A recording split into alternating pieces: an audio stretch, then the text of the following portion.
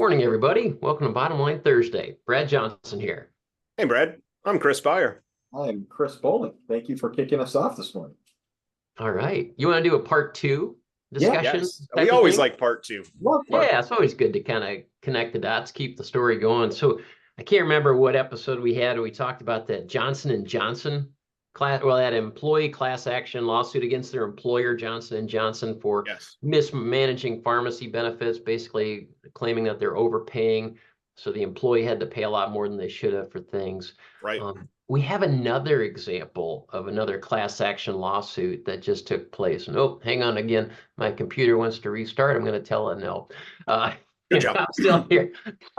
But this time, Mayo Clinic employees are forming a class action, and they have a TPA called Medica, and they're claiming that they were underpaying out-of-network claims, leaving the employee with some large liabilities.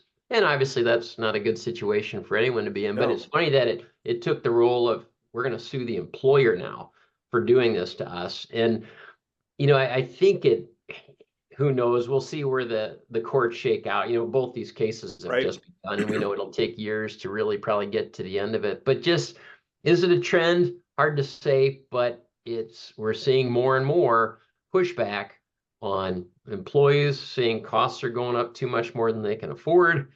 We're seeing turn to attorneys to sue your employer, seemingly Yes. more than I've ever seen, at least in our space. I know it happens on work comp a lot.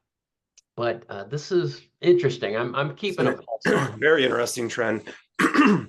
And also, that you would think that Mayo Clinic, being a healthcare provider, would have a very generous, see our physicians' domestic spend. You don't pay hardly anything, if anything at all. I'm wondering, why people are going out of network, but that's still valid. Maybe it was something that never thought of, because we're trying to push all of our team to see our own providers that Absolutely. maybe they'd never thought about what out of network costs were. That could have, Yeah. I don't know. It's interesting. I had that same wonder. I'm like, well, why are they having out of network? And it turns out they hire a fair number of contractors, or at least people that are located throughout the country that aren't necessarily near Gotcha. their Your remote work. sites. Okay. So they have to go out of network. And also, too, it even sounded like some employees that were even within range of their own system, they couldn't get an appointment. And they had Yeah. to be Sure. seen, so then they had to go to Yep. That Plan makes sense B. then. That makes But yeah, sense. I was wondering that same thing. I'm like, why is this even a problem? But yeah, I So, guess they're pretty large.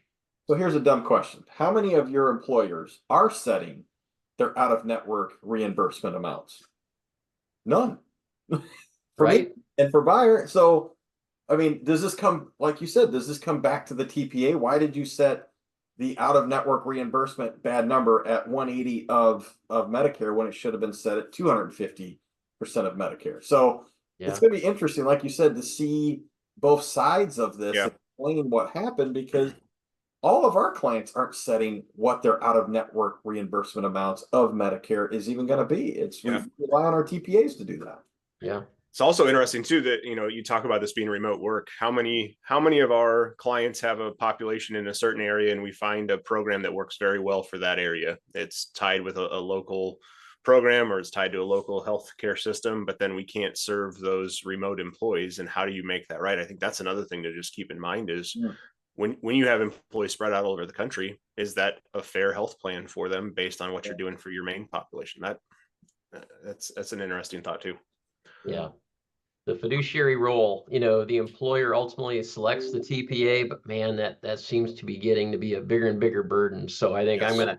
I made a note when I talked to clients this fall about, you know, directors, officers, protections for fiduciary roles and those types of things, because I mean, how do you foresee this? Like what you're saying, you really trust your TPA, capable TPA, to give you advice on what you should do out of network. That's what they do all day long. Yeah. You make widgets all day, so how are you supposed to know better than they do?